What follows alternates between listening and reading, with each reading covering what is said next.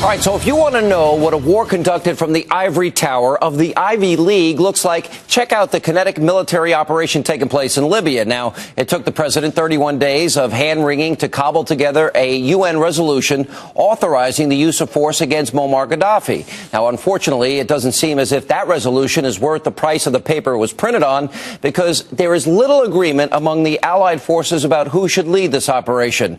Now, Britain said NATO, France wanted to take the reins itself, and Germany, they opposed both options. I guess that's the sort of international harmony that the Anointed One has been seeking. Now, meanwhile, the president can't even keep his own house in order. Administration officials from top to bottom have made contradicting statements about the goal of this mission. But, hey, maybe the international community can help us sort all of that out. And joining me now with reaction, Fox News contributor, syndicated columnist Charles Krauthammer. Charles, welcome back to the program. Thank you for being with us. It's a pleasure to be here with you, Sean. All right, so your headline, well, at least I guess it's different headlines around the country. Obama and Libya, the professor's war. And what you claim is it was designed by an Ivy League professor. Well, it has all the classic imprints of sort of what a liberal intellectual would think war ought to be about.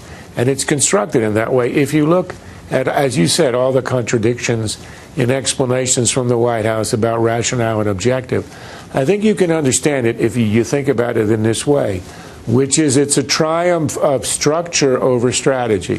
Obama is obsessed with making this look what he would call legitimate in the eyes of the world, although why we really care what the butchers of Tiananmen Square think about preventing a butchery in Benghazi, I don't know, but apparently it matters a lot to have the UN Security Council with the Russians and other autocrats on board.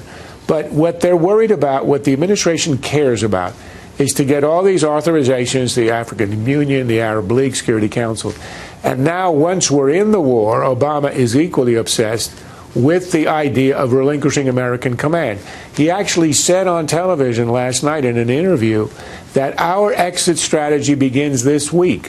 What he means is I'm getting America into war, but I'm getting it out within a week. But what he means is we're getting out by relinquishing command. And that's the worst possible way to do it. You want a unity of command, and it ought to come from the leading power. That's us. Up until now, that's how the operation is run. And on the ground, it's been effective. Right now, the idea is to shift it over to NATO. 28 countries has to go by consensus, which means any one of the members can have a veto and run a war in that way. It can't be done. It's a terrible way to do it. You know, I want to go back to this idea that you're talking about, that he wants to relinquish command, get out of there as quickly as possible.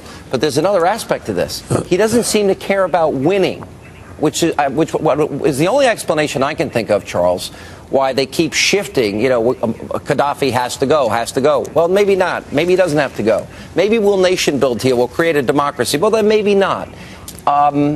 Winning, isn't that, if you are going to be engaged in a military effort, shouldn't that be the main goal? Well, that's why I think it's all about structure and appearances, and that is paramount. That's why it's such a detached Ivy League approach.